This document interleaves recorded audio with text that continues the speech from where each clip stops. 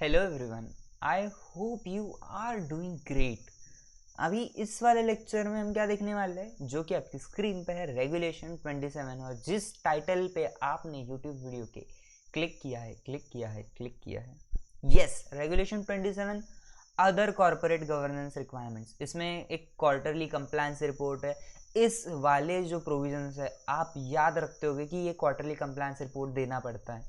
This is what you have studied, but पूरा section regulation क्या है वो आज हम देखेंगे।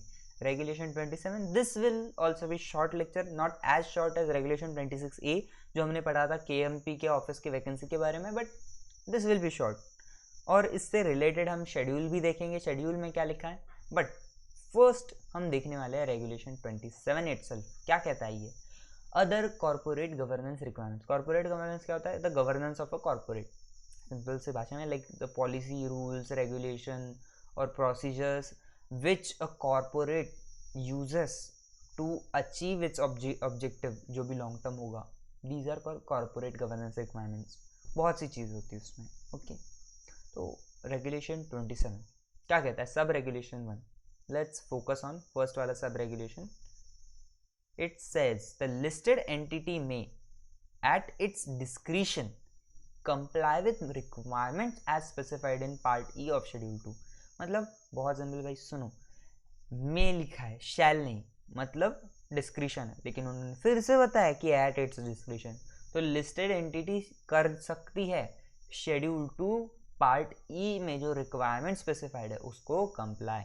मतलब उन्होंने कुछ ऐसी रिक्वायरमेंट्स दे के रखी है शेड्यूल 2 पार्ट ई में, जो कि हम देखेंगे। उसको अगर आपको लगा, यानी listed entity, if you feel like you should comply with it, तो आपने उसको कंप्लाई करना है। ओके, तो अभी हम देखते हैं वो जो शेड्यूल 2 पार्ट ई में दिया है, and then we will go to sub regulation 2 and further. तो लेट्स सी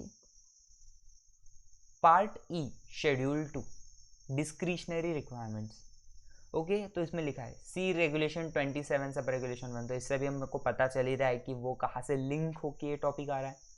तो देखो इसमें कुछ पॉइंट ABCDE, दैट्स इट। फिर डायरेक्टली हमारा शेड्यूल 3 स्टार्ट हो रहा है। तो क्या कहना चाहता है? सबसे पहले बोर्ड के बारे में इसका एक पॉइंट है। It says non executive chairperson may be entitled to maintain a chairperson's office at the listed entity's expense and also allowed reimbursement of expense incurred in performance of his or her duties। कि सुनो, जो भी खर्चा लग रहा है non executive chairperson का, वो लिस्टेड एंटिटी के इस पे निकलेगा। एंड कोई भी खर्चा अगर वो अपने काम के लिए कर रहा है, लाइक सुनो, ये नहीं बोल रहे कि नॉन एग्जीक्यूटिव चेयरपर्सन जो है, अभी नॉन एग्जीक्यूटिव आप समझ पा रहे हो, नॉन एग्जीक्यूटिव चेयरपर्सन कौन होता है? अभी नॉन एग्जीक्यूटिव डायरेक्टर जो बंदा होगा उसी को यूजुअली हम चेयरपर्सन करेंगे रेगुलेशन के हिसाब से। अगर लिस्टेड कंपनी है तो हमने पढ़ा था ना रेगुलेशन 17। नॉन एग्जीक्यूटिव क्यों रखना है? अगर एग्जीक्यूटिव है भाई तो बहुत ज़्यादा ही ये हो जाएगा ना कि बिजनेस में उसका स्टेक रहेगा। नॉन एग्जीक्यूटिव में वो ऑब्जेक्टिवली बिजनेस को हैंडल करेगा। तो अभी वो नॉन एग्जीक्यूटिव वाला कंसेप्ट आप रेगुलेशन 17 में देख लेगा। अगर आपको अभी भी वो समझ में नहीं आता, लेकिन मैं सिंपली बता रहा हूँ कि एग्जीक्यूटिव यानी जिसका कोई तो भी स्टेक होगा, या एग्जीक्यूटिव डायरेक्टर जैसी टर्म होती है वैसे एग्जीक्यूटिव चेयरपर्सन रहेगी। एंड जैसा NED है नॉन एग्जीक्यूटिव डायरेक्टर, वैसा नॉन एग्जीक्यूटिव चेयरपर्सन होगा। may be entitled to maintain chairperson of it at the listed entity का expense in performance of his duties and also allowed reimbursement of expense incurred in performance of duties। मतलब जो भी खर्चा वो अपना chairperson का office use करने के लिए ले रहा है फॉर ड्यूटीज जो भी उसकी परफॉर्म कर रहा है वो लिस्टेड एंटिटी के खर्चे पे, एंड जो भी वो अपना खर्चा दे रहा है अपनी पॉकेट से उसका रीइंबर्समेंट मिलेगा। यू नो रीइंबर्समेंट, कि मैं 1000 रुपये खर्च करूँगा for certain company related work और बाद में जाके कंपनी से वो पैसा वापस मांगूंगा, that is reimbursement. Now shareholder right, a half yearly declaration of financial performance including summary of significant event in पिछले 6 महीने may be sent to each household of shareholder. मतलब shareholders के घर पे आप भेजो एक half yearly declaration of financial performance. उसमें क्या बताना है? लाइक इंक्लूडिंग अदर चीज़ें भी डाल सकते हो, लेकिन आप डाल सकते हो क्या कि पिछले 6 महीने में कौन से सिग्निफिकेंट इवेंट्स हुए हैं इन द लिस्टेड एंटिटी, उससे रिलेटेड एक हाफ ईयरली डिक्लेरेशन आप क्या करना है, भेजो कि हमारी फाइनेंशियल परफॉर्मेंस बहुत अच्छी रही है, या फिर बिकॉज ऑफ सर्टन इवेंट्स पिछले 6 महीने में हमारी फाइनेंशियल परफॉर्मेंस में बहुत गिरावट आई है, but we will cope up with it somehow etcetera. कुछ भी चीज़ें जो भी होगी वो एक प्रॉपरली आप शेयर होल्डर्स को भेज सकते हो हाफ ईयरली बेसिस पे। फिर modified opinion in audit report, listed entity may move towards the regime of financial statement with unmodified audit opinion। कोई बात नहीं कि लिस्टेड एंटिटी क्या कर सकती है, फाइनेंशियल स्टेटमेंट्स को लेके आगे बढ़ सकती है अनमॉडिफाइड ऑडिट ओपिनियंस के साथ में। और क्या होता है, separate post of chairman and MD और सीईओ। सुनो, चेयरपर्सन और एमडी या सीईओ इनका अलग अलग रोल होना चाहिए। ये क्या बोल रहे हैं कि चेयरपर्सन एंड एमडी सीईओ एक ही बंदा नहीं होना चाहिए, they should be different people. तो क्या बोलना चाहते थे, एमडी सीईओ लिस्टेड एंटिटी में appoint a separate person to the post of chairperson and different person for managing director and CEO. मतलब चेयरपर्सन अलग होगा, एमडी या सीईओ अलग होंगे, such that the chairperson shall be a non executive director. मतलब ऐसे appoint करना है कि आपका जो चेयरपर्सन है वो नॉन एग्जीक्यूटिव डायरेक्टर होना चाहिए, एंड वो एमडी और सीईओ से रिलेटेड नहीं होना चाहिए as per relative under companies act. अगर रिलेटिव की कंपनीज एक्ट में कौन है कैसा है वो देखना है तो उससे भी रिलेटेड एक वीडियो है, आप आइदर मेरा रिलेटेड पार्टी ट्रांजैक्शन पार्ट 1 वाला वीडियो देख सकते हो उसमें भी, या फिर एक स्पेसिफिक और अलग अलग लॉज में रिलेटिव की टर्म किस तरीके से डिफाइन किया है वो भी मैंने बताया, you should check that out as well. And reporting of internal auditor, कि भाई इंटरनल ऑडिटर में report directly to audit committee कर सकता है। भाई डायरेक्टली ऑडिट कमेटी मतलब बोर्ड को छोड़ो यार, बोर्ड का क्या है, अगर हम चाहते हैं कि ऑडिट कमेटी संभाले वो सारी चीज़ें, एनीवेज फाइनेंशियल्स बहुत चीज़ें इन्वॉल्व होती तो ऑडिट कमेटी को कर सकता है, समझे। अभी I hope you understood schedule 2 part E. Now we will move toward sub regulation 2। ये क्या कहना चाहता है, सुनो, listed entity shall submit a quarterly compliance report.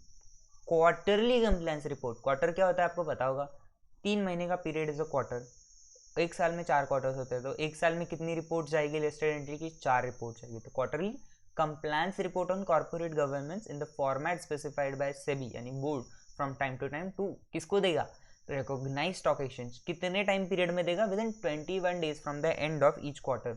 मतलब क्वार्टर खत्म होने के 21 डेज के अंदर listed entity QCR quarterly compliance report देगी ऑन क्या, कॉर्पोरेट गवर्नेंस। किसको, सेबी को नहीं, स्टॉक एक्सचेंज को, स्टॉक एक्सचेंज को, स्टॉक एक्सचेंज को, समझे। अभी details of all material transaction with related party shall be disclose in the report. ये एक इंपॉर्टेंट सा पॉइंट है कि अभी क्वार्टरली कंप्लायंस रिपोर्ट बोला, उसके साथ में आपने और क्या चीज देना है उसके अंदर, all material transaction with related party. अब मटेरियल क्या होता है वो हमने पढ़ा था रेगुलेशन 23 में, तो आपको वो देखना पड़ेगा। तो रिलेटेड पार्टी के साथ में कोई भी अगर हमने मटेरियल ट्रांजैक्शंस किया है तो उसकी भी डिटेल्स बतानी है। फिर इसके बाद में details of cyber security incident and breaches और लॉस ऑफ डेटा और document shall be disclose along with the report. मतलब साइबर सिक्योरिटी रिलेटेड कुछ भी इशू हो, लाइक कोई इंसिडेंट हुआ हो बड़ा छोटा समथिंग, कोई ब्रीच हुआ हमारे साइबर सिक्योरिटी में, हमारा डेटा लॉस हो चुका हो या लॉस ऑफ डॉक्यूमेंट्स हो चुका हो, something anything related to cyber security. Cyber security for a listed entity is a very big concern, क्योंकि उसमें लोगों का बहुत बड़े लेवल पे पैसा लगा होता है। तो ऐसे केस में साइबर सिक्योरिटी की डिटेल्स तो पता होनी चाहिए, वो भी उस रिपोर्ट में रखो। और फाइनली हमारा सी वाला पॉइंट बोलता है, report mentioned in clause A सब regulation 2 shell be signed either bye compliance officer और CEO ऑफ लिस्टेड एंटिटी। समझे। अभी I hope you understood this, एकदम सिंपल सी भाषा में कि रेगुलेशन 20 सब रेगुलेशन 1 बोलता है कि लिस्टेड एंटिटी अपनी मर्जी पे शेड्यूल 2 पार्टी की जो कंप्लायंस की रिक्वायरमेंट्स है वो फॉलो कर सकती है। कंप्लायंस रिक्वायरमेंट क्या थी हमारी, बहुत सिंपल, सबसे पहला पॉइंट था board of directors the board के बारे में, कि उनका नॉन एग्जीक्यूटिव चेयरपर्सन का खर्चा लिस्टेड एंटिटी उठा सकती है, रिम्बर्समेंट दे सकती है for performance of his duties. फिर शेयर होल्डर के राइट्स केस में क्या बोला था कि शेयर होल्डर को हाफ ईयरली डिक्लेरेशन दे सकते हैं फाइनेंशियल परफॉर्मेंस का। फिर अनमॉडिफाइड ओपिनियन के साथ में आगे बढ़ सकते हैं। सेपरेट पोस्ट होनी चाहिए चेयरमैन और एमडी की, और एमडी या फिर सीईओ की।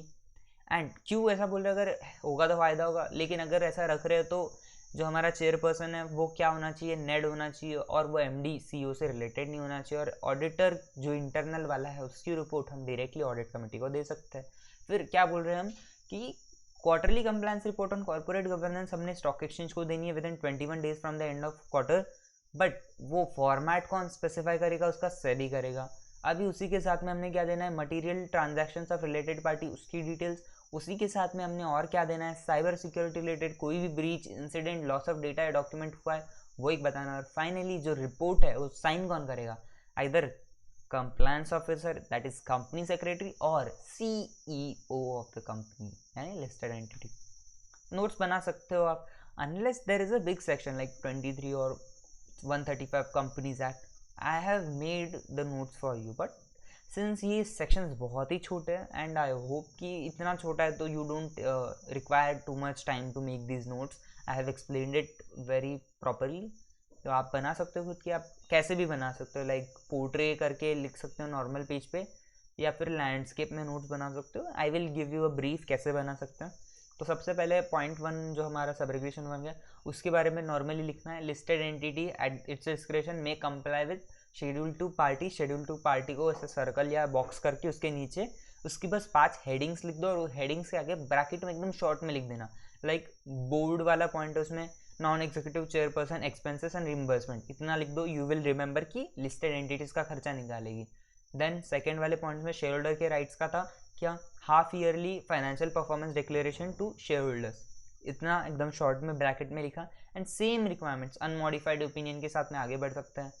देन जो भी छोटी मोटी रिक्वायरमेंट्स है, इंटरनल ऑडिट जो अपनी रिपोर्ट है डायरेक्टली ऑडिट कमेटी देगा, चेयरपर्सन एंड जो सीईओ एमडी वो अलग होने चाहिए, वो सारे पॉइंट्स आप शॉर्ट में लिख दो, that's in a way that you will remember it very well. फिर सेकंड वाला पॉइंट लिखना है, क्या लिखना है, लिस्टेड एंटिटी LE लिखना है, एरो करना है, QCR ऑन CG लिखो, अगर आपको शॉर्ट फॉर्म याद रहता है, नहीं तो पूरा लिखो। नीचे लिखो with in 21 days from the end of quarter, और आगे लिखो स्टॉक एक्सचेंज। फिर प्लस करो, उसके नीचे लिखो material transaction with related party, details of material transaction with related party and details of cyber security incidents, बस इतना लिखो। एंड नीचे एक ऐसा एरो समथिंग करके लिखो, shall be signed by compliance officer और सीईओ। बस I have given you an idea कि नोट्स भी कैसे बनाने, तो I don't think I need to make it for you, but I will upload this regulations 27 and पिछले वाले lecture के तो अपलोडेड है ही। तो आई होप आपको ये लेक्चर भी पसंद आएगा, आपको शॉर्ट में समझा होगा। आई डिडेंट मेक नोट्स और इसको समझाने का टाइम लिया because I wanted to keep these short, क्योंकि है ही छोटे एंड आपको जल्दी से रिविजन हो जाए। तो बाय बाय, टेक केयर, खुश रहो, मज़े में रहो, और मिलते हैं अगले लेक्चर में। शायद कंपनीज एक्ट देखेंगे या फिर LODR देखेंगे। Any provision you want you can comment और DM मी विथ मेरी इंस्टाग्राम की ID mayurmichael23 will find. Bye bye, take care, खुश रहो, मज़े में रहो मेरे दोस्त।